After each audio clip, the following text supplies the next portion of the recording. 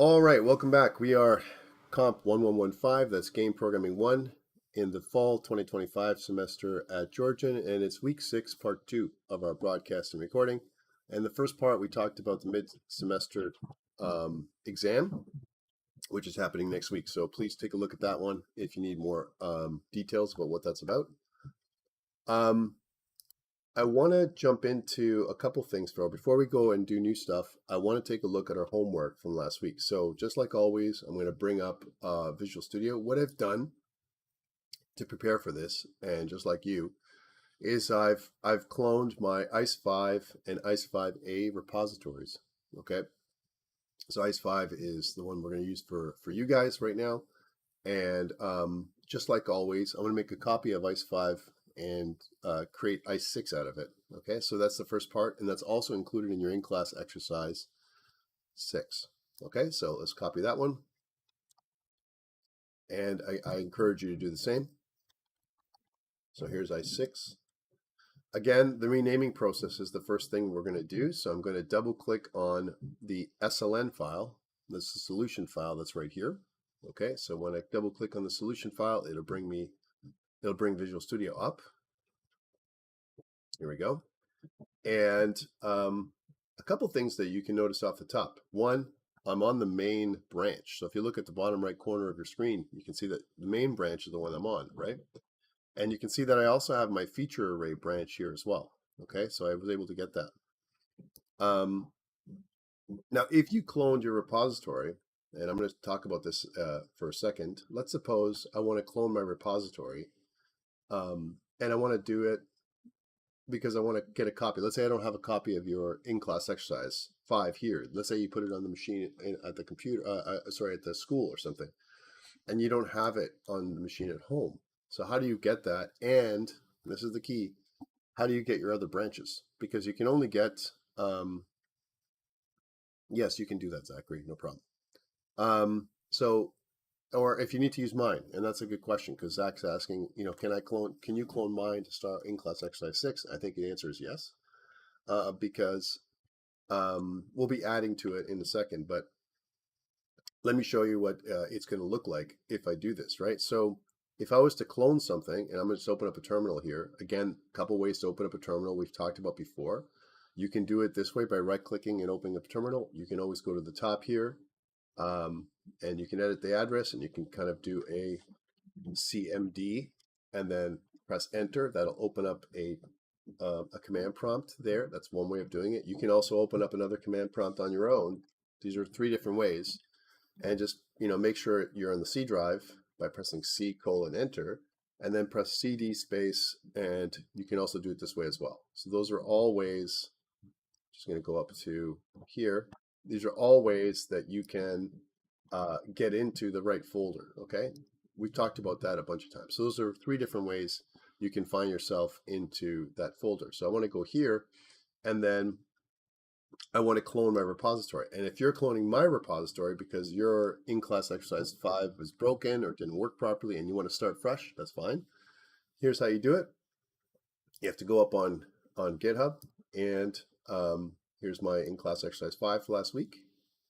I'm going to give you guys that link on up here on the chat. So there's my in-class exercise 5 if you want to start with mine. If you already have yours, and you already have yours on that's working and it's on your system, you don't have to do this. Okay, this is just if you don't have a good one, your in-class exercise 5 doesn't work. All right, or something. So notice if I have it here, I want to clone my branch, right? Or clone my repository. Again, for that link I just gave you is the link that you need. This is the one, right? So I'm going to copy that one, and I'm going to issue that command, which is git clone, and I'm going to right click, and then it's going to download in-class exercise 5 from my files, okay, or from your files if you're just cloning yourself, okay? So once I've done this, I can close this window off, and if I go to my operating system, you can see that here is my in-class exercise 5, right? Right, it does have everything, but let me explain how this works, right? So when you clone your repository, you only get your main branch. You don't get the other branches. It doesn't happen. right? So what we need to do is we need to get the other branch as well. So how does this work, right? So let's open this up in Visual Studio. I'm just going to close this one down right now. This is the one I want to use, but I'm going to show you how this is done so you can get caught up. So in class exercise 5, let's suppose this is you've downloaded mine. If I double click on that, again, you're only going to see the main branch, which is what it's going to show you down here, right? Only the main branch, okay? And if I look at my developer PowerShell here, and if I type in, when it's ready, if I type in git branch as an example, you can see that there's only one, main. That's when you clone a repository, you only get the main branch. You don't get all the branches. You have to pull it yourself. So how do I pull that? So if I do a git pull, right, as an example, that's only going to pull your main branch. That's all it's going to do. And if I want to pull a specific branch, right, let's say, for example, I have to git pull, and then if I say origin, which is the across the origin remote, and then the name of the branch, let's try that. So if I say something like, feature, dash array, right? And if I did that, right, then it's going to pull the branch feature array. So you have to specifically pull that branch. So the command is git pull origin. Origin is the remote connection from my remote or even from yours. And whatever the branch, feature branch that you made was called, that's how you can pull it, okay? Git pull origin feature array. So now if I go back and if I just type in git branch, then you can see that I still have main. Oh man, what the hell? What happened, right? So let's take a look at what I did. Well, main has now been overridden with my feature branch. That's what's happened, right? So what if I didn't want this? Like I didn't want this at all. Okay, so I only want my other one, and I want my feature branch. I want to merge that later. You'd have to branch first, create a branch first on your own personal branch with the same name, and then you're going to pull it in here. What I've done here is I've merged the two branches together, so it's the latest branch, and that's what this is. This is all this stuff that we did last week, up to but not including the menu. All right, so if you start from there, it's perfectly fine. For me, I'm not going to start here. I'm going to start from my other branch, my other project, which is this one. I've just made a copy of it. Okay, and we need to do some renaming, right? Because this is something that we need to do. And let me show you what I get. I get this. This is the old one that I have. And if I look at my developer PowerShell, I'm going to have both branches, right? So if I look at both branches, git branch, you can see here I have both feature array and main. And I did that because I created a local branch first by using git branch, and I used the name feature array. Then I checked out that branch, and then I pulled it from, like I just showed you, from GitHub. And then I have both. I have all those things. So I want to switch to my feature array branch eventually when we work. But for now, what I want to do is do the renaming process, which is something that we've done many times before. So I'm going to right click here, and I'm just going to go rename, right? So that's one thing I want to do.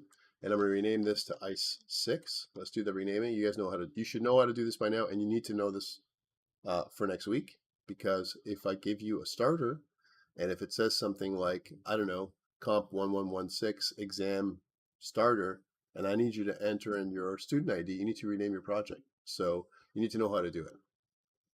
So I'm going to go rename, and then it's going to be ICE6. There we go. So I've renamed these two pieces.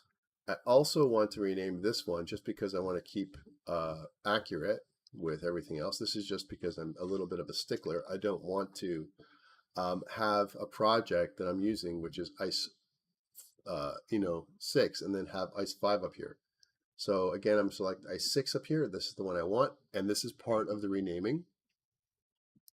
Again, what I want to do is test it to see if my main branch is working the way it should, even right now. So I'm just going to quickly run the code and see what I've got. Okay, there it is. I know that this works. and then shut down Visual Studio. This is all review.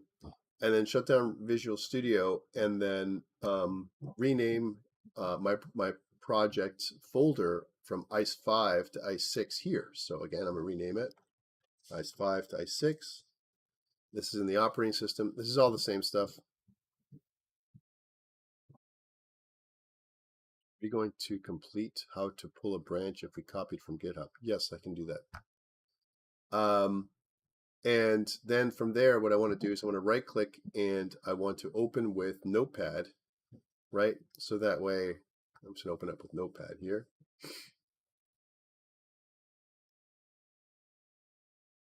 Actually, let's do that again. I'll just use Visual Studio Code myself. Doesn't really matter what.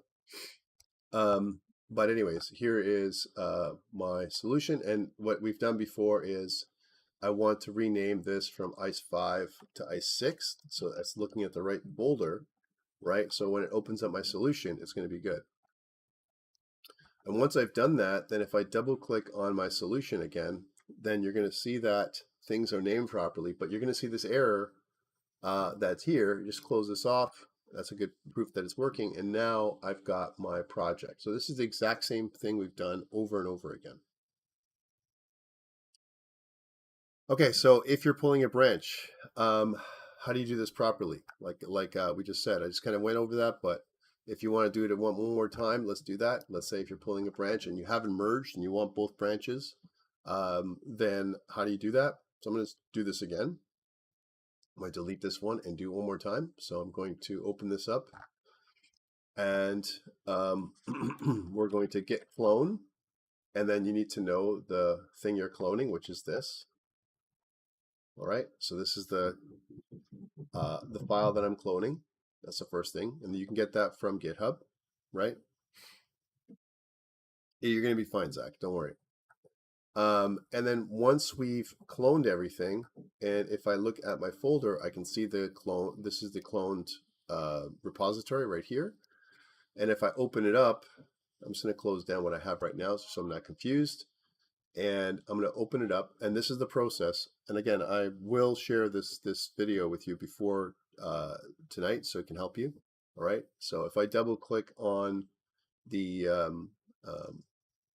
this SLN file, again, you're going to see it's my old stuff. It's my old branch, right? This is the old stuff, right? And if I want to get both, the one I showed you before was if I just have one, I don't want to, I want to merge locally. And that's what I did when I did the previous way of doing things, right? So instead of doing that, what you can do is if you go to Developer PowerShell, right? Here's the process. You can check out a branch with the same name or something like it. Like, for example, feature array, right? Let's just do a git branch is what it's going to be. Sorry, my brain fuzzy because I'm sick. So git branch, and if I do a git branch now, you're going to see that I have two branches, feature array and main, but feature array is empty. It's a copy of main right now. So I want to check out that branch, git checkout feature array. Okay, so this is, now I'm switching over. On the bottom right corner, you can see that I have a feature array here on Visual Studio. All right, and now what I want to do is I want to git pull. So I want to git pull from origin feature array, because I have a feature array branch up on GitHub and I pull it into my feature array branch locally. And if I was to do that, you're going to see that it switches. It switches to this. This is my feature array branch. You can see how it's different than my other one. And again, if you look at it, git branch, you can see that I'm on my feature array branch and I have all the new stuff. If I switch back, git checkout main, you can see when I do that, it's my old branch. This is the way you get both branches if you didn't merge somehow. Okay, so I wanted to show you this because this way you can have multiple branches pulled from your GitHub repository if you need to. Okay, so this is the way you would do it. Okay. Back to what we're doing now. So that's recorded. Back to what we're doing now, which is I want to get back into ICE6 again. So I've renamed ICE6 now. That's the renaming process. I've gone through the whole thing, and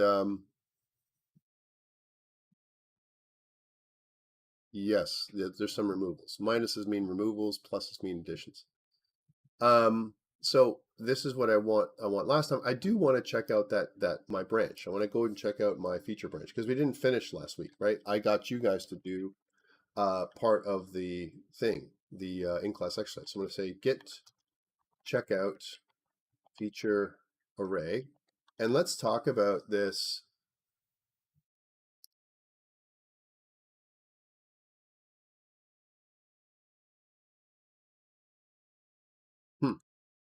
Interesting.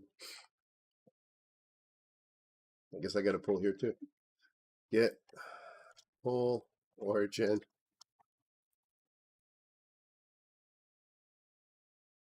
Weird. Oh,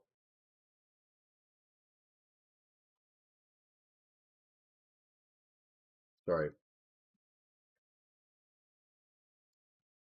This is because me being dumb like I am in my sick stupor.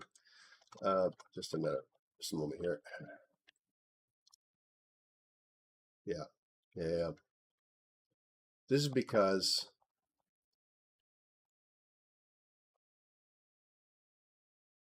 1 second. I'm gonna fix this problem.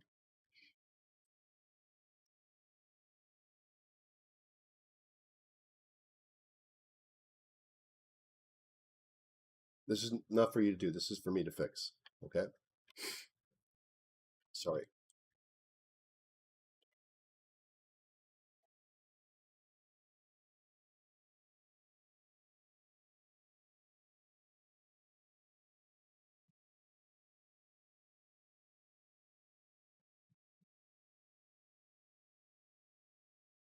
Interesting.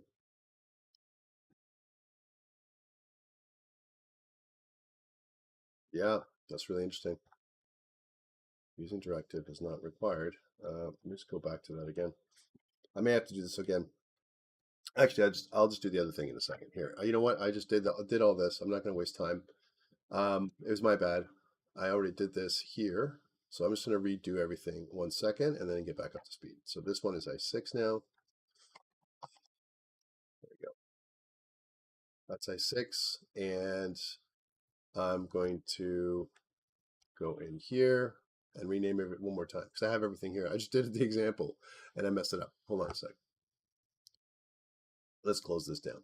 So I6, 2, bad Tom, bad.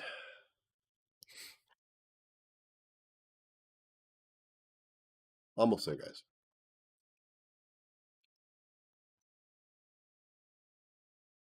What happens when you're, when you're distracted?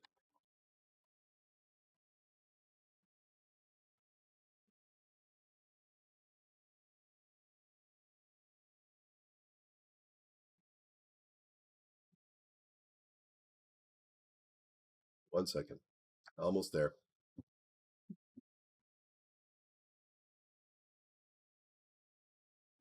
Okay.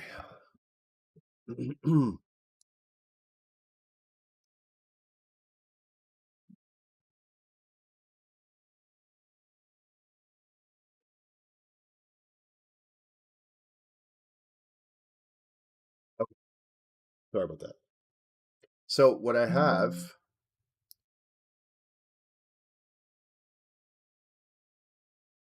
is a broken solution. 1 second here.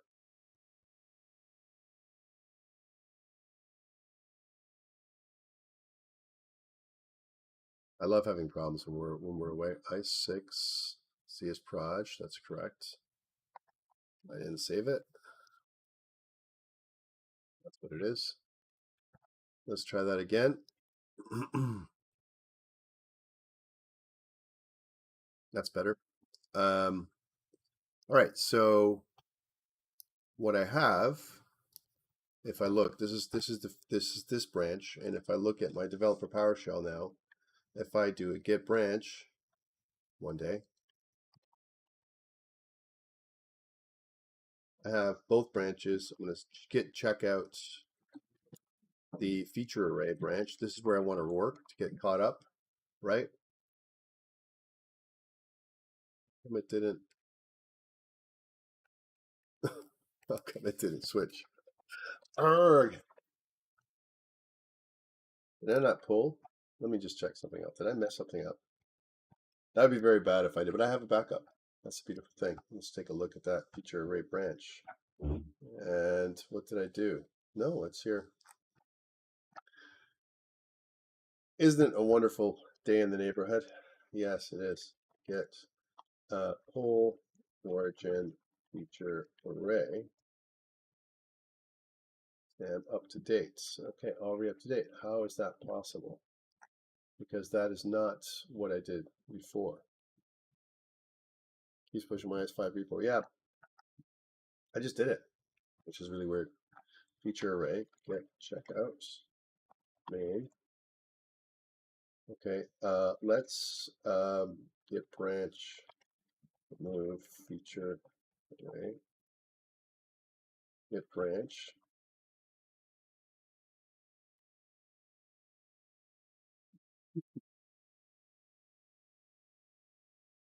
One second, guys. I love it. All right, get branch.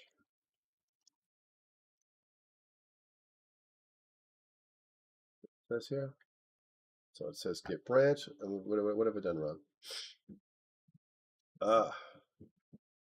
Delete minus D. All right, so sorry about that. Get branch, I'll be okay. Get branch minus DRM.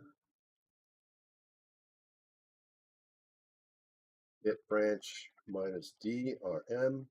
Get branch minus capital D FM. Get branch minus capital D array feature array. So I'm just deleting all these extra branches, and then get branch, I should be on main.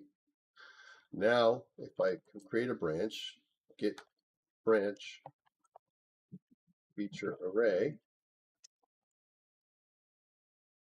and if I get checkout feature array, and if I do a get branch, you can see I'm on feature array. If I do a get pull origin feature array, then I should be able to get everything that I had before. The insertions, get branch. Well, that's not working. I'm just gonna copy paste because I need to get moving, guys. I'm so sorry. I'm really behind now in terms of what I want to do with you guys. So that's weird. It's very strange. So again, what I'm having trouble with is pulling from my branch. It's probably something really dumb. But there's a step we haven't done yet. I can't remember how to do it. Connect to a new repo. Yeah, we haven't done that yet. I'm going to do that in a second. I'm just going to copy paste this branch. This is the branch that I want. So this is all the stuff that I want. So I'm just going to copy paste all that. And this is the beautiful thing about having GitHub. And then just, this is my branch. There we go. That's cheating, but I did it. All right. So now that I've done this, and I've got my working copy, I'm in the wrong repository, right? Because if I look here in my PowerShell, just like Rebecca, you were just asking, if I look at my remote, I can see that I have origin, and my remote right now is pointing to ICE5. I want to pull from or create ICE6. So I'm going to do the following commands: get remote remove origin, which removes the remote. And then what I'm going to do is I'm going to create a new repository up here, just like we've done before. So I'm going to create a new repository. We're going to call this COMP1115. And then in the fall 2025 semester, ICE6, this is the one that's going to be. There it is. And notice my availability. I'm going to keep it public for me. You will make it private and include me. Like normally, I'm going to create repository. And now that I have my repository, I have these steering instructions. And so what I'm going to do is I'm just going to I'm in my feature array branch, and I'm going to go back to my main branch. So git checkout main. There it is. I know what the problem is, by the way. See how it says ICE5 solution? It's switching, but it's switching the wrong one. So let me show you what's happened. So see how I have ICE5 over here? And ICE5 is the main branch. It's and you guys experienced this before where you guys had ICE5 and ICE6. And when I'm pulling, I'm kind of in the wrong folder where it's pulling. See what this is happening? And the reason for this is my Git repository is pulling in the wrong place, right? So if you look in my ICE5, there's also a program.cs. And the reason why there is that is because I have both folders. And this extra folder has been created because of my Git repository. My Git repository sees it as ICE5, right? But I'm actually pulling from ICE6, right? So, and that's why it looks the way it does. It doesn't change anything here because when I rename my project, here in Visual Studio, Git doesn't like that. So see here, it's ICE5 program, but this is because, I haven't pulled properly from Visual Studio. Visual Studio's Git is weird when it comes to that. So we almost have to, change what it's looking at. And notice it says ICE5 solution. These are the things that have been deleted. That's deletions. And it's looking at those things. And we're switching back to main, but main isn't switching because it's ICE5, not ICE6. This is a problem with Git, right? It's not a problem with anything else. So the quick fix for this, right, is, and I'm sorry to say this, my friends, but the quick fix for this is to um, delete your Git folder and then start at least with the feature branch, which is what I want to work on. That's what I want to work on here because what's happened is Git is seeing ICE5, even though I've renamed everything inside the Git folder. There's a bunch of information here that is basically telling us to go how the folders look and all that stuff. And one of the reasons why it's doing that is when we renamed our branch, right? We didn't push our repo up to origin, and of course we can't because if we do that, bad things happen. It's going to look at the wrong folder. We've never changed anything. It's thinking that hey, everything is okay, but it's not, right? So one more time for the top. Ready? Here's how we're going to do it one more time. I'm going to do this all over again one more time. And it's okay because it's good review anyway, and we're going to get through this. All right. So. Back to this one more time. So you guys are going to see this like a bunch of times today. So delete this, and let's do the same thing. Tom. Sick brain. Git clone. Make sure that I have ICE6, ICE5, not ICE6 for a second. Sorry.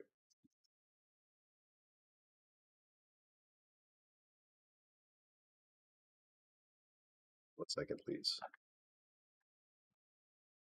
Okay, one more time here. All right. Okay. And what I'm going to do is I'm going to git branch. I'm going to do it right here. Git branch. We're going to call it feature array right here. Sorry, go into that folder.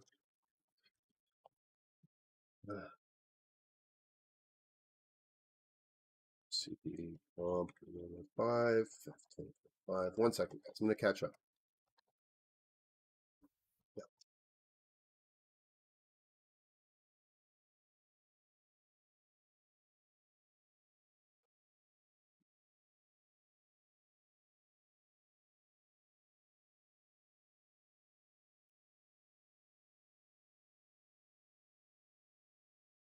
Excellent. This is good news. So I've done all that before I rename anything.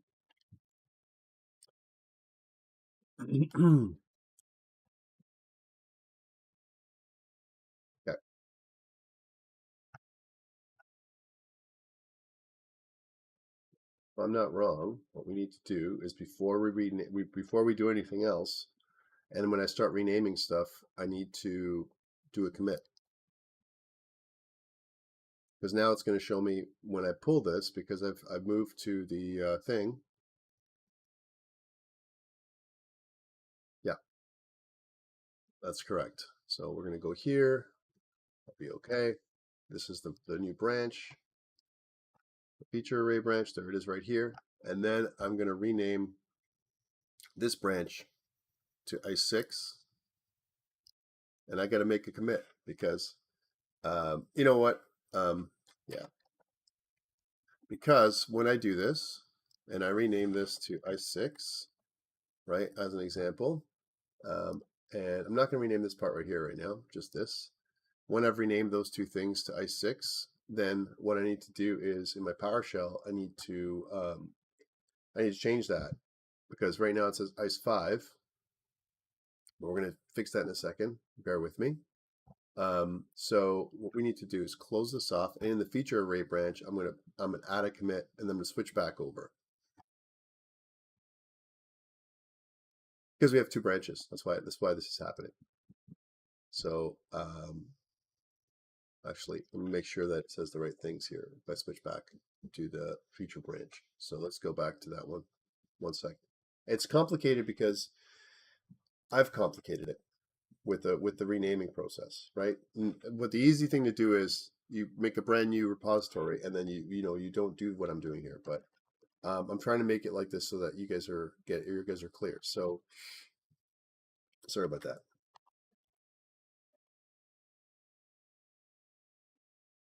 Renamed project and solution.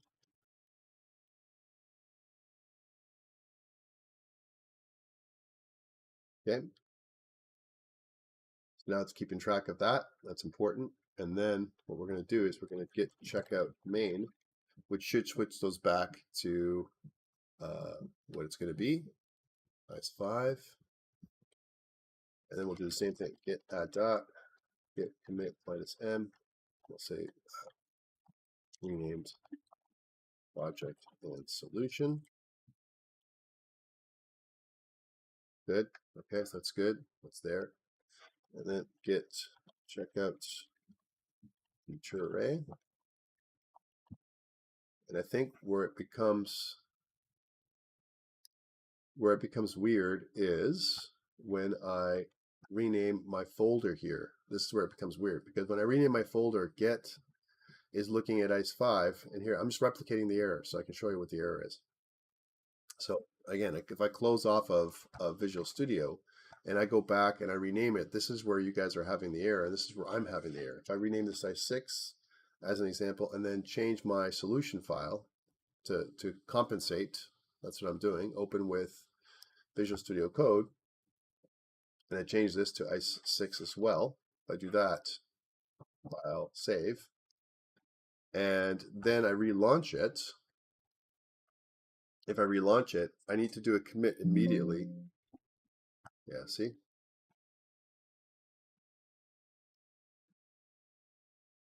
I need to do a commit immediately because if I don't, bad things happen to good people and the whole thing is messed up. Yeah, file, save. Sorry, didn't save. Let's try that again. If it doesn't save, then it's not going to load everything properly because that's what happened there. Okay, so now that everything's been renamed, again, I need to make that change to PowerShell. Again, so we're going to do this now. Get add dot, get commit minus m, I'm going to say renamed folder. There it is, right? And then if I get checkout main, then if I do get status, we can say that everything is up to date and running clean. And what the problem is see how when I'm on my main branch, as an example, there's nothing. But if I'm on if I go to get checkout feature array, then I've got everything. See how that I've got everything here? But when I go to, if I check out main, if I go get checkout if I go, sorry, get branch, and here it is, feature array. But if I go to get main, what if I get checkout main, what happens? Look at this. If I do that, see how it disappears? It disappears because main doesn't know about the changes that I've made, right? So to fix this problem, this is why it's happening. We're just going to get rid of main. Bear with me now when I show you how to do this, okay? So we're going to merge like I did before. So we're going to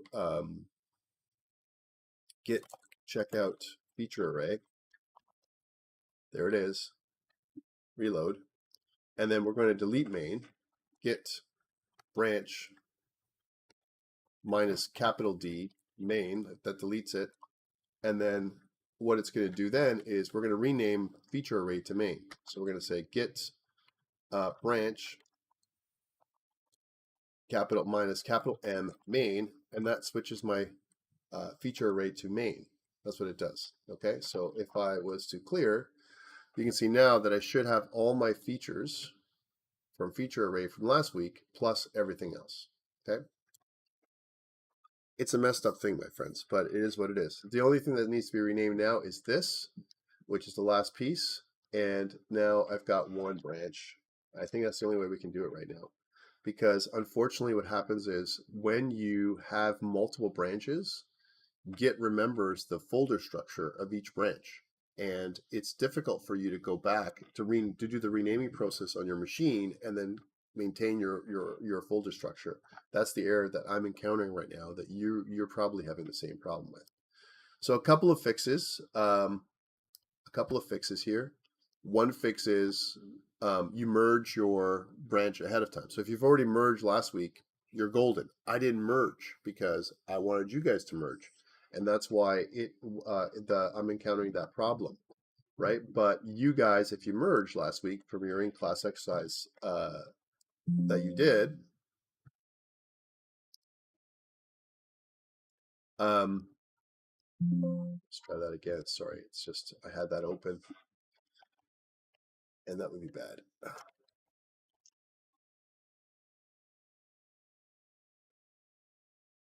Because you merged and I didn't, then what happens is I have two branches, but they're looking at the folder structure as well as the file structure of what I had last time. So this is where we were last time. Phew, that took me only 45 minutes to figure out. Let's get back to this. We're going to be fine. So I had this last week, and when we ran it, we were talking about arrays. This is the actual lesson now, guys. I apologize for the delay, but I didn't expect that. The renaming process. So what we had is we had this, right? So I could actually do a random thing, and this is the thing, the way it is. But we said that one of your things that you had to do was programmatically create this menu. So how do you do that? So some people, you know, I kind of gave you some stuff from last week, and if you actually look at the PowerPoint that I gave you last week, there was a starter on how to do that. So if I look at the PowerPoint,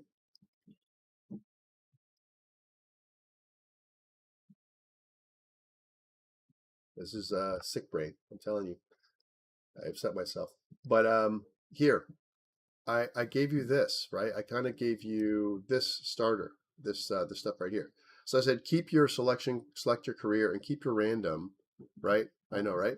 And then then grab these kind of like this structure right here, these double for loops, and start from here. Now you don't have to do it exactly like this, but I'm going to do that. So I'm going to go back to here, and I'm just going to pop in those for loops right here. Now these dots don't compute. They're just like saying you have to put something in there. And all I've done is I formatted the for loops so that it has everything that you want. And the first thing I'm going to put in is I want to think about what I want here. So the first thing is the number. I want to be able to do the number, and that's the career index. 1, 2, 3, 4, 5, right? Is the career index. So I'm going to do a console.write. This is how I would think about it. And then in the console.write, I want to put in the career. So we know that career is the career names are right here. So careers is the names. That's the array. So that's what I want to put in here. So it's going to be careers. It's going to be careers, right? And then inside there, it's going to be career index, right? That's what I want to put in. Let me just turn that crap off. 1 second here. So this is what you need to do for next week anyway. So I'm just going to turn that stuff off because it's on. Let's turn that on again. 1 second, my friends. And I'm going to just go to Tools, Options, and here's GitHub Copilot. And I'm just going to undo the suggestions and completions. I don't want that. This is what you're going to have to do if you have Copilot enabled for next week. I don't want you guys to have these turned on. Okay? That's good. So back to this. So now that we have this console write this, let's test this out just by itself. Can I do this part? And also, by the way, at the end of the number is a dot, a period, and a space, right? A period and a space. So that is what we're trying to duplicate here. So if I was to run this thing, you're going to see that if I go Tom, then you're going to see that indeed I get Army, Scion, Rogue, blah, blah, blah, blah, right here. This is what I get. This is this new thing, right? So I got those things, but that's not what I want. That's the career index. I want the number. So the numbers would be like this. So that would be the, in curly braces, career index, which is this right here, right? And I want, it starts at 0, but I want to start counting at 1. So that's going to be +1, okay? Followed by a dot and a space, right? And then followed by the careers like this, okay?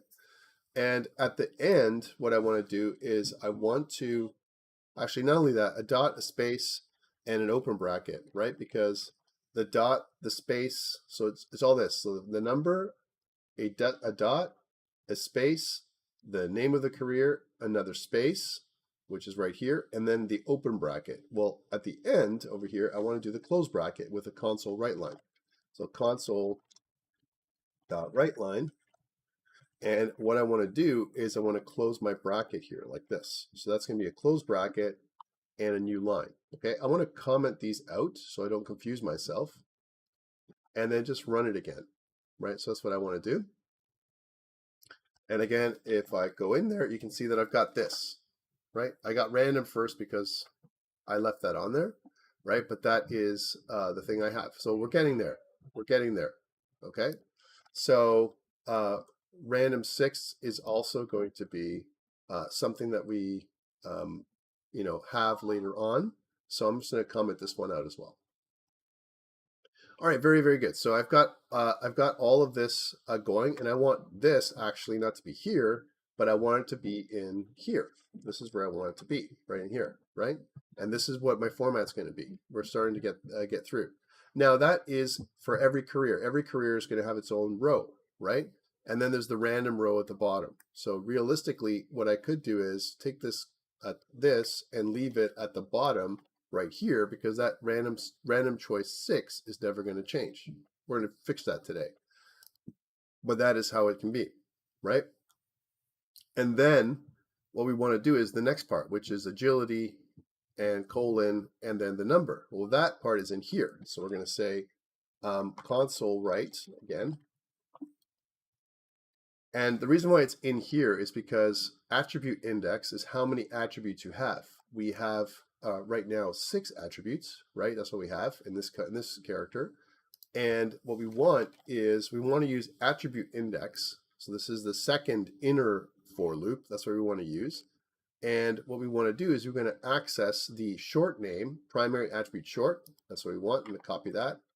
And that's what I want to put in here. So again, if I put in $, and I want to put in primary attribute short, that is agility, strength, vigor, blah, blah, blah. That's the short name. But I need to index it with attribute index because I'm inside of the for loop. So attribute index is my index. It goes in here. It accesses the primary attribute short. This starts at 0.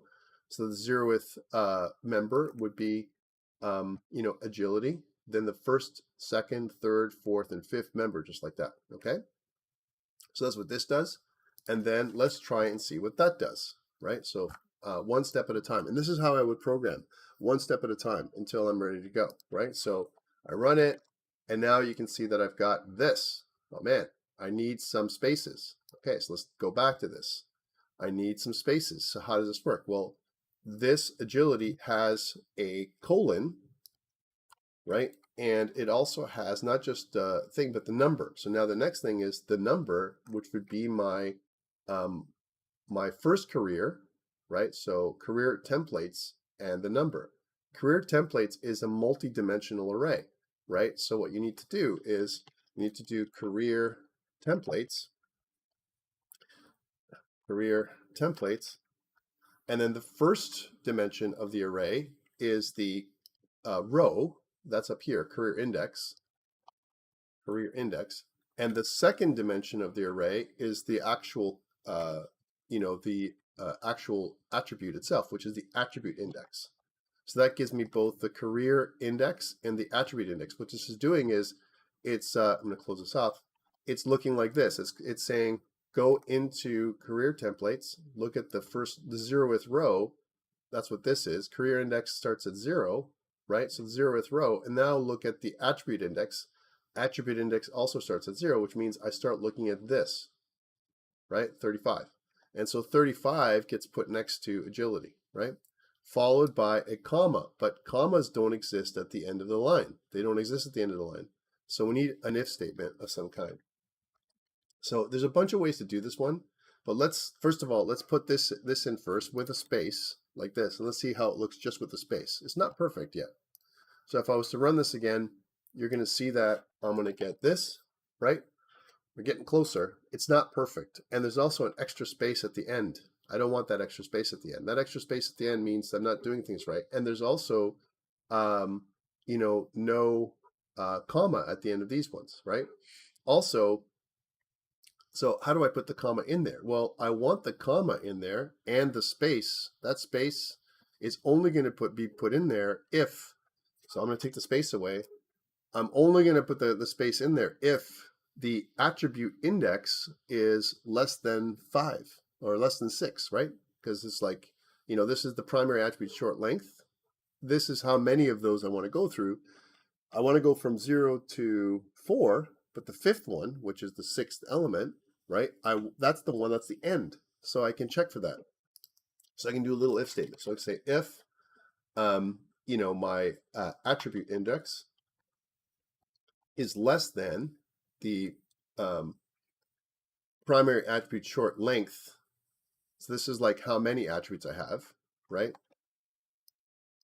Minus 1, because I know that the short length will give me everything again. I only want to get the second last one. So that's when the attribute index is going to go there. I can also put a number in here if you really want to, a hard-coded number like is less than 5, as an example. If you really want to do that, then what I would put in here is a console.write if it is less than 5, and I want to put in a comma and a space. That's what I want to put in. So if it's less than 5, then I add a comma and a space. Otherwise, I don't. If it is 5, okay? So now if I kind of do that again, you're going to see that I have everything the way I want it to. Okay, so that is the last week's homework. Okay, that's right there. So let's push that up to my new repository. And I haven't made my new repository yet because right now, if I go to, because all my tomfoolery there earlier, if I go to git remote -v, I'm still looking at ICE5. Let's remove that. Git remote rm origin. And then now with my new ICE6, let's go back to here. With my new ICE6, did I not create it? Maybe I didn't. Let's make a new one. Weird.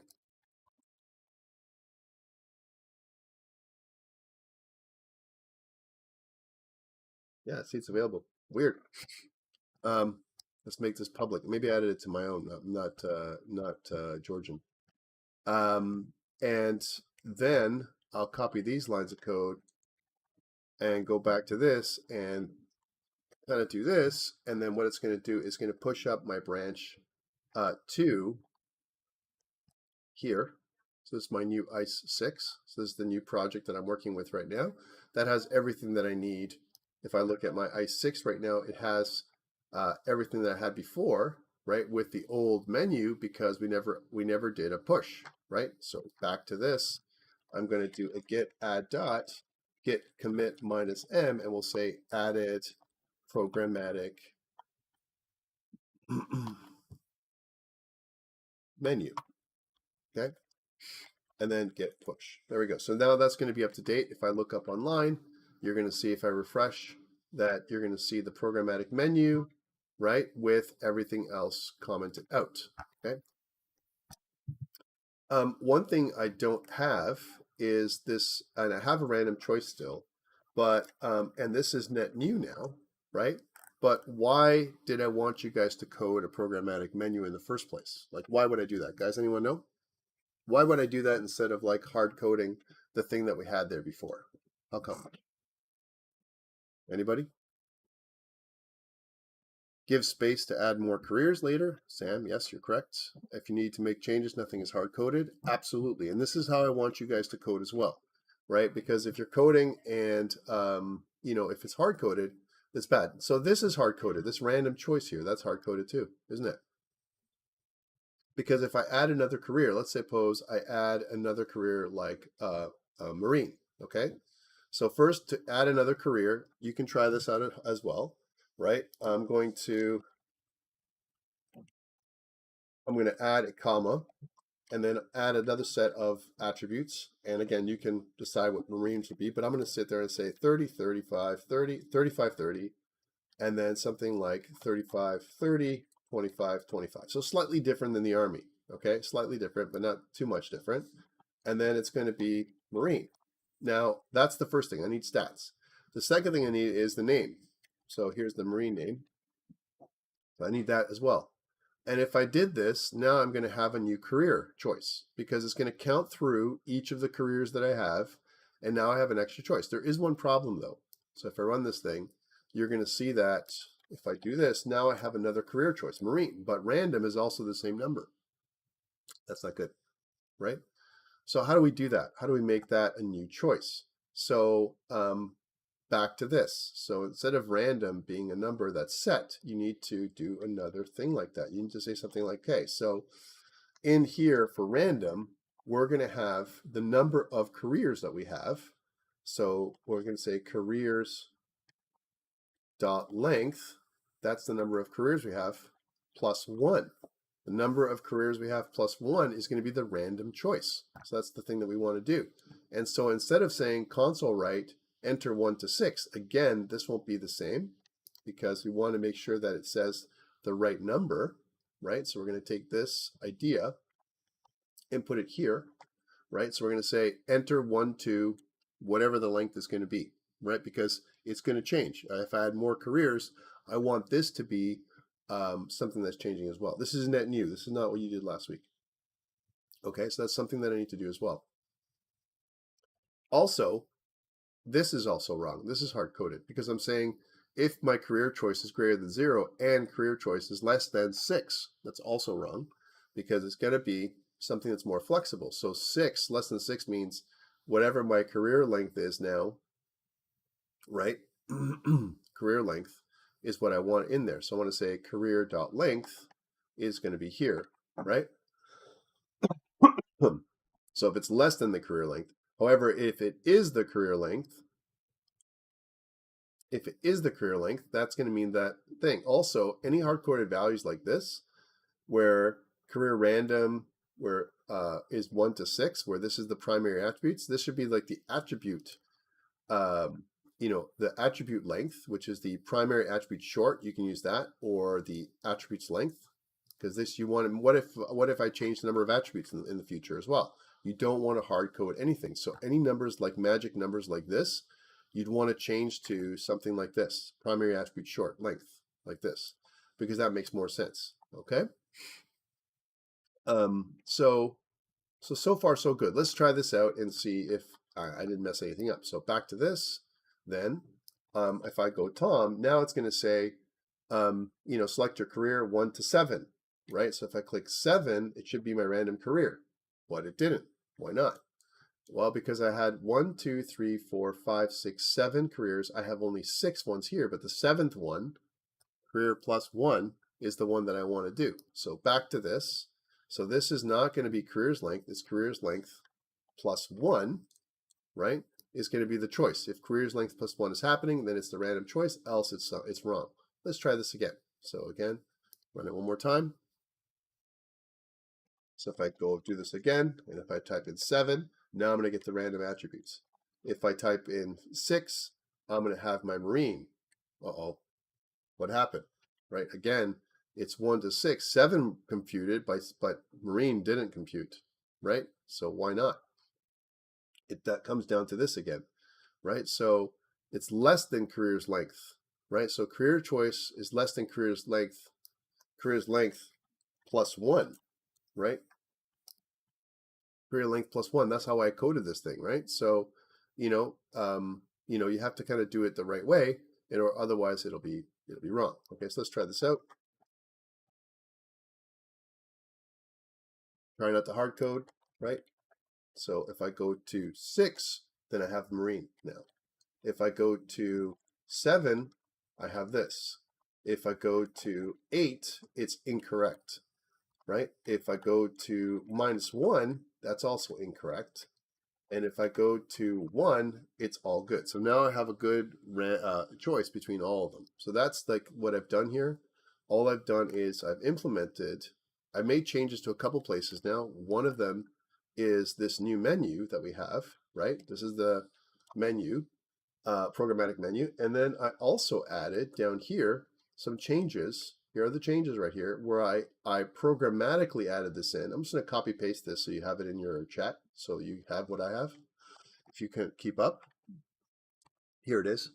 So I programmatically changed everything here so that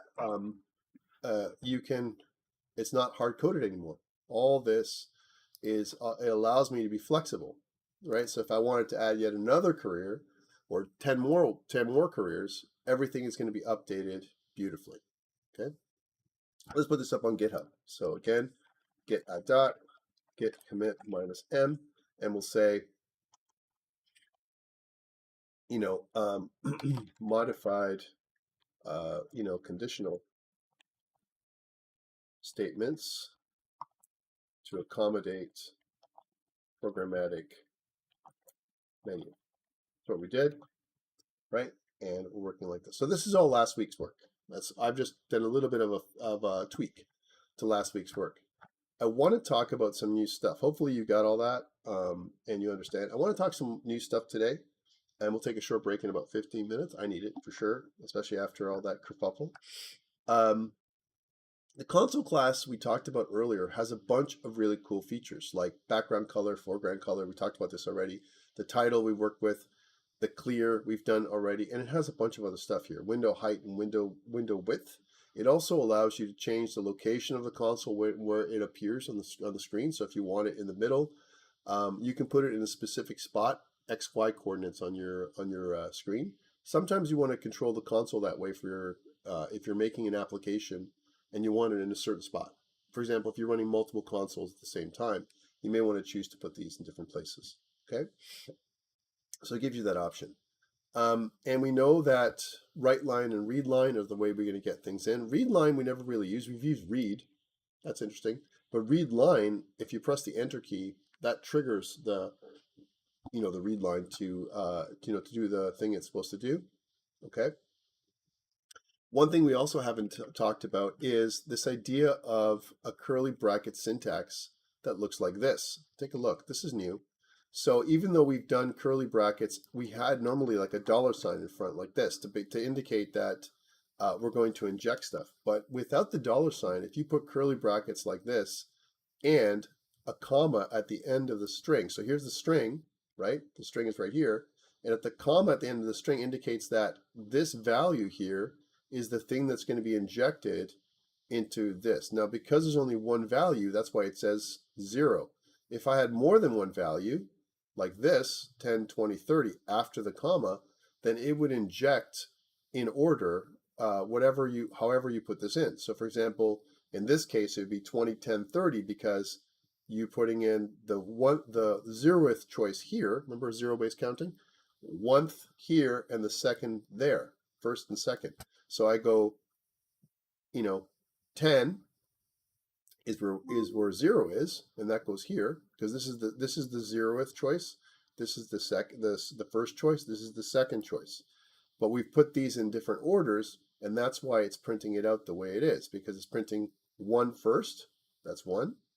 Then it's printing 0 second, that's 0. And then it's printing number 2 third, which is this one. Okay. So this is another thing you can do. And this is it's another way of interpolating data where we can inject data into different spots. Okay. We also talked about formatting data, where you can format numerical data like this. So C is your, kind of a format for currency. Right now that is a local currency. So you can actually change the localization of your currency. So if you're in Europe, it'll be a euro that'll come up instead of a dollar sign for English. D for decimal numbers, E for exponent, F for floating point numbers. G is interesting. G is general, and it can be used for any number format, right?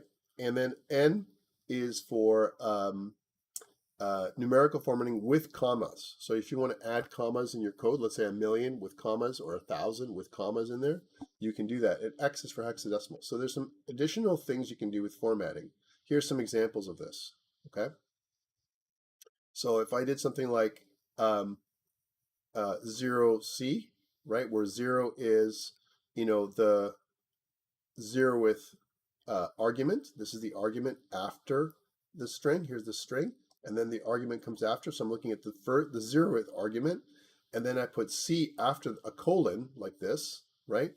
That means I want to use number format, or sorry, a money format, which looks like this. So it gives you the money format, right? So it kind of formats it differently depending on what you put in. So one of the things that we have to talk about is strings. Strings are very powerful. We really only scratched the surface when it came to strings. I've been really doing things very simply, but you can do a lot of things with strings, like compare them. You can check to see if a string contains something, as an example. We can also insert a character or a string within a given string, right? So I can kind of do an insertion, put a character in. I can remove a character or replace one in a particular space. I can pad the string left and right. Now, one thing to remember is when I make changes to a string, because a string is immutable, it actually creates a brand new string again. It doesn't change the original string, it creates a new one. And that new one is something that we're going to save into the old variable, so it wipes out the old string and puts in the new one. Okay? That's how it works, because strings are immutable. You can't change them when you make them, right? So that's something that there's a lot of little control stuff. And I put this all in your PowerPoint for you to have as reference, because next week, if I ask you to do something like this, then I want you to have a index, a dictionary of what the things that you can do. So a good example of this is if I go back to my code, right, and I want to search for a string that I already have. Let's say, for example, I want to search this string here, right? This array, right? And I want to search a specific string. Let's use this console title, right? Or something that has a string by itself, or we can make a new one. Like, for example, character name as an example, right? Character name right now starts as unknown, but what if I enter a name? I want to search for if the string is, I want a string compare it to a specific name, and I can check that. So let's suppose when I enter the name in, right? So I'm entering the stuff. I got my console title. I read line the name, and here's the character name. And then what if I want to check to see what that string is? Because character name is a string. Here it is. And I can do this. I can say if character name, right, is equal to a string like Tom. That's one way of doing it. We can say something like console dot write line, you entered Tom, right? We can do that, and I can check this only if it's true. So I can do that. You enter Tom. But if I do something else, spaces, doesn't like spaces. If you do something else like Bob, it's not going to do that. You enter Tom anymore, right? So that's what it does. It kind of checks. Well, in the same way, character name is a string. So instead of doing it like this, you can do it like this. You can say character name dot, and then notice that there's a bunch of stuff, right? So, and notice that there is an equals, and then so I can enter something like Tom in there. Character name equals Tom. So character name, it says, might be null, right? Because we might get nothing, but it's going to try and compare character name with Tom. Let's try that out. So I put Tom in, you enter Tom. But if I put in something else like Bob, I don't get that, right? And so this is another way of doing the same thing, equals. Now, why this? Why not just use the equal sign? Because that's the same. It's comparison operators, right? Well, sometimes strings can get really funky, right? They have extra characters in there, that kind of stuff. And you want to do a comparison characters to character, like including spaces and that kind of stuff, right? And sometimes equals is a better way of doing that because it actually compares each character in the string compared to doing what you're doing here. So this is one. The other thing we can say is, so that's equals. We can also say contains. So the method determines whether a string contains a specific string. So let's say, for example, I'm looking for, instead of Tom, I'm looking for OM, right? Or let's say, for example, I don't know, MY. So I'm looking for MY. So instead of equals, I want to do contains. So if my character contains MY, right, there's 5 overloads for this one. So if I actually look at the overloads, if I hover over an option and press F12, what's going to happen is it's going to bring up it could bring up something that looks like this. So here's contains. I'm using ReSharper for this. So contains is a value. It returns a Boolean. That's what it does. The other one is I have a value, and then I can do a comparison type. So that's another contains. There's a bunch of them. And then, um, contains is something that I want to find, right? Does it contain that string? So it's either going to contain it or not, right? That's what it's going to do. Like, what is the value of the string? And it returns Boolean, right? So it just basically checks to see if it contains that value. That's what it does, okay? So it doesn't really give you the location of what it does. If I'm searching for my, so if I see, again, if I was to do that, and if I said something like Tom, it doesn't compare, it doesn't do that, right? But if I was to put in Tommy, right, then it says you enter Tom because, again, it contains my, the whole string contains my, which returns true, and then it executes this statement. So contains basically checks to see if the string contains a value, a substring of whatever you want, right? That's contains. The other one is if I wanted to index of. We've kind of done that before too. So if I say index of, I want to return the index of this, right? Now, index of does not return a string. Index of returns a integer, right? I want to know where that is, right? So first of all, I want to say, does it contain this? You entered, I'll say something, a string that contains, um, my, right? That's what it's going to show, my. And but what I want to do is, where is it? So I can say character name index of, and then my, right? And that is going to be the location. So we'll call this int location is equal to this, right? And then what I can do is I can output that. I can say console dot write line, and I said, and maybe what we can do is be smart about it. So console write you entered a string that contains my space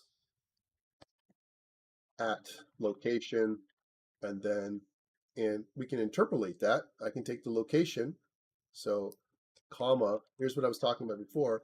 I can put location in there, and then I can put curly brace 0 here. And what this does is it basically says, notice that that is green. Curly brace 0 without the dollar sign in front means that I'm looking at the first argument or the 0th argument after the string and a comma, and it's going to take this value and inject it in there. Let's try that out. So that's another way we can do that with strings. So again, I put in Tommy, and then it says you entered a string that contains my at location 3. Okay, let's see that. So 0, 1, 2, 3. From location 3 and on, remember we're using zero-based counting even for strings. We start at 0, right? Then it kind of shows us that information, which is pretty cool.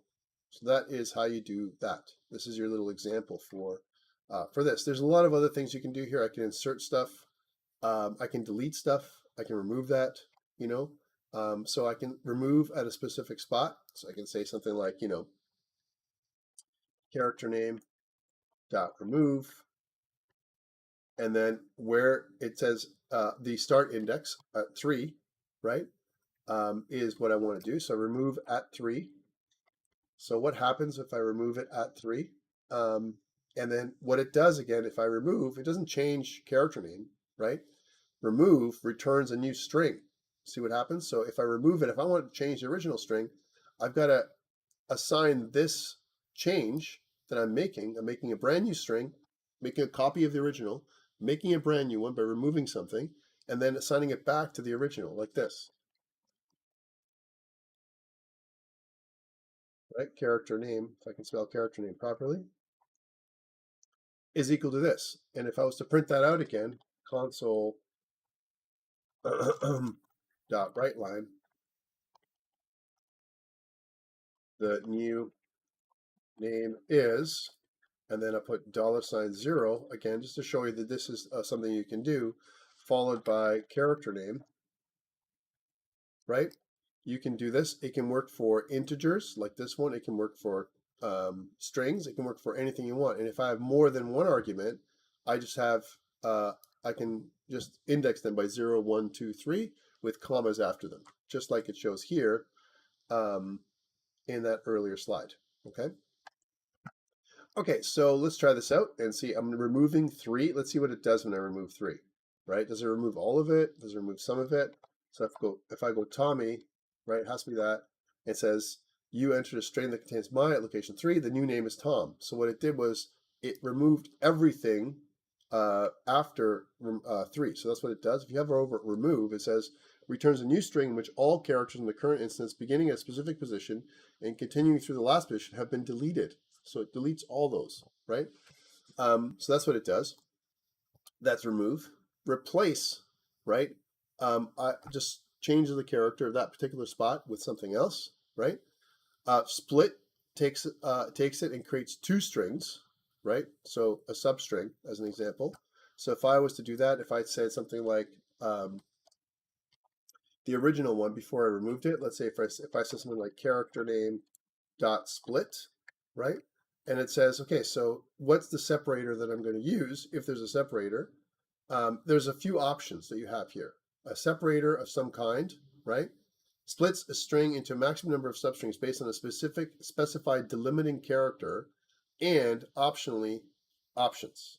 Okay, so we have those things. So I know that I'm looking for, you know, the second M, you know, as an example, but let's split it on the first M. It's the first instance of M. So the character that we're going to split is an M. It says character, so it has to be single quotes, not double quotes. That's what this says, character separator. And then it says count. All right, so that's the next one. So how many characters do I want to look after that? So that's the count. So how many characters do I want to copy? So after the first M, you know, as an example, I can just do a split and it'll split it at that point. And if I do that split, if you notice, it gives you a string array because it's going to give you 2 strings, right? So let's call this var strings.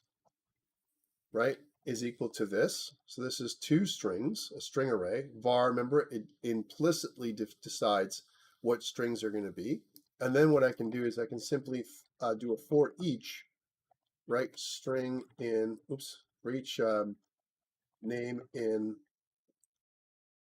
for each var name in um, strings. There we go. Or maybe we'll say characters for each.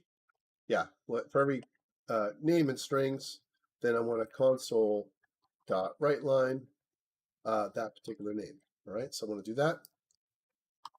So how does it split it up? I split at the M, and this is the first M. So if I was going to do this, again, I have to have two M's because I have to do Tommy again, right? And it says you entered a string that contains my at location 3, and it goes 2. That's what it does, right? And then it does a blank and then Y. So that's interesting how it did that. It actually added 4 lines, right? Because it did all those, all those different things there, right? So that's what it did. So it split it on the M. That's what it did, which is kind of neat. So, and there's a lot of other things you can do here. Like I said, if I go back to this, there's tons and tons of stuff you can do. Take a look, right? Because I think there's some interesting string manipulation techniques you can use to make this happen. Okay, we talked about, here's some examples, where I want to have the weapon name, and let's try and copy this example here. It's more of a this is more of a thing example, game related example. So, which I tried to put in there for you. So here, if I copy this, and if I go back to the code, let's try doing this, instead of doing all this tomfoolery. This is just my examples for you. Let's do this right at the top of the code. Before anything else, I want to do that. So if I did this, basic string functionality, the weapon name is laser sword, and then I want to put the, notice that this 0 represents whatever the argument is after the string, right? And then it's going to eject it in there. Let's try this out and see what happens. So if we did that example, then we're going to see character name's Tom, but what happened to that thing? How come it didn't do this one and it went straight there? What happened? Well, what I did was, if you notice, if I scroll down, and once I get to the while loop, it did everything. But when I get to the while loop, I do this clear, right? This clear clears up the while loop. So let's not do that. I'm going to comment that out for now. I'll come back to this so we can see my little example. And then there it is, basic functionality. This is it. And you can see value of weapon name is laser sword. Weapon name has 10 characters, so counted how many. Weapon name is uppercase. Weapon name is lowercase. Does the weapon name contain sword? Yes, it does. There it is. And then renamed weapon to plasma sword because I've removed, laser and replaced it with plasma, and that's how it works. Okay, so that's the example. All right, so if you ever need an example about how to do some of the things that we did, here's replace laser with plasma. That's a good example of how you can do things. So really great little techniques for string manipulation, which is really great. Okay, so that's string manipulation. I'm taking a break soon, I promise. Concatenation we talked about. We know how to do that. You can also use the concat method. So string is actually a class. We're going to talk about the string class, where we can use concat to do string 1 and string 2 together. It's the same thing as doing this, but we can use the word concat, string.concat, and it can do the same thing that we did before. Escape characters we talked about. Backspaces. Some of you used backspaces when it came to that whole removing the line when you did your programmatic menu. You didn't need to do this, right? You could have done exactly what I showed you to do, which is basically use an if statement. So backspaces was your hack, as an example, but it doesn't need to be done that way. We talked about this. And I'm mentioning this because, I wanted to give you more and more examples on how this works. We talked about strings are immutable, and we can also do something else. We can use something called a verbatim string. A verbatim string, we use the @ character in front instead of the $sign, and we need that for something like that looks like this. Instead of me typing like backslashes a bunch of times, which can be really long if I was going to talk about a directory, I can use a verbatim string, and I can just use single backslashes, and whatever I type here, that's going to be the new string. So it's kind of a faster way instead of me putting all these escape characters in, okay, as an example. So that's verbatim strings. So string constructors. So this is interesting. So you can also, one thing that we have to think about is strings are basically an array of characters. That's what they are, right? So here's an example of an array of characters called title, right? So title, and there's an array of characters. Each character, remember, has to have a single quote, not a double quote. And here is old initialization syntax. You could use the expression, the collection expression instead, the square brackets here instead, right? So this is title. And then what you can do is you can create a new string from the character, right? So the new constructor, that's what it does, the new keyword with string allows you to do this, right? Which allows you to make a title. So let's try this out. If I was going to take that, if I was going to take this example now and put it in there, let's see what it does. And if I go back up to the top, did I comment that back in? I did. So I'll comment that out again. And if I go back out to the top here and put that in like this, and if I was to run it, you're going to see that it says night, nigh, and this. And let me show you what that does. It takes night, right? It constructs a new string based on that character. And then the short title, it says a new string. So this is a way of getting another substring from a string, where you can actually just define how many characters from the start index to the length of the string, how many characters you want from the original string, and it'll create that as well, substring. You can also fill a string with characters if you want. So if I want to make a new string of this many characters and I can fill it up, I can fill it up with 10. That's what it's going to print out, right? So that is another example of using strings, right, with the constructor syntax, new string, okay, which is kind of cool. Copy2 allows me to copy a string. We talked about copying last week with arrays, so this is a bit of a review because strings are character arrays in some ways, right? So we can do copy2 from one string to the other, right? So we can copy certain characters. So again, if I say my enemy name is Goblin and my new fragment is a new character array, right, of 3 characters, so I want to call it Gob or something like that, then it's going to look at the first 3 characters, going to loop through because strings also have a length, just like an array does, and you can loop through that many and output, those characters, which is kind of cool. So that's something that you can think about. So strings and arrays are related, is the message here, right? So that's something we can do as well. You can also use substring, which is also another way of creating a second string, from an existing string. So if I do something like, I want to have, this is the original string, attack Goblin, and then I only want attack, then I go from 0 to 6, but not including 6. So 0, 1, 2, 3, 4, 5, 6. So this doesn't include this one. And it takes this string and creates a new one. Substring creates a new string, and then I can save it inside the action string. That's what it does. So it takes the original player command string and looks inside of it, grabs only a certain number of characters, and returns them back out.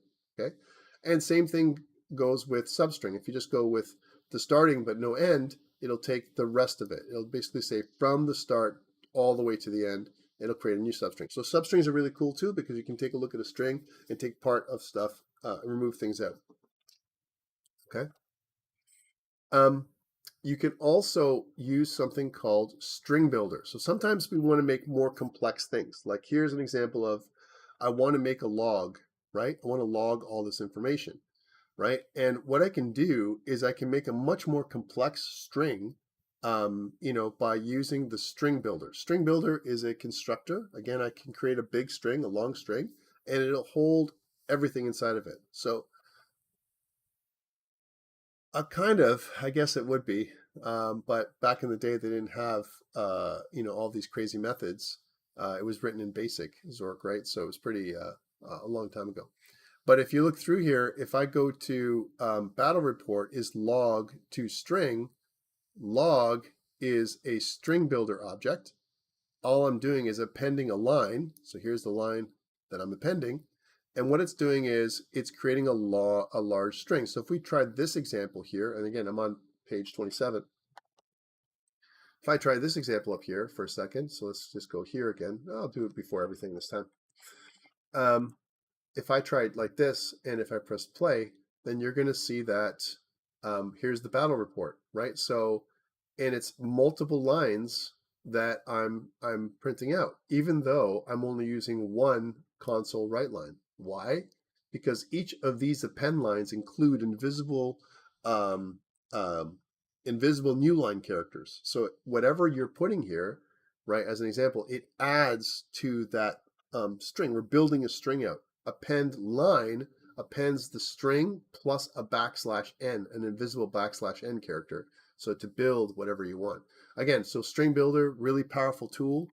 It allows us to do a lot of stuff, inserting, removing, replacing. We can manipulate those things a lot. So question for you guys, I've gone through strings and consoles so far.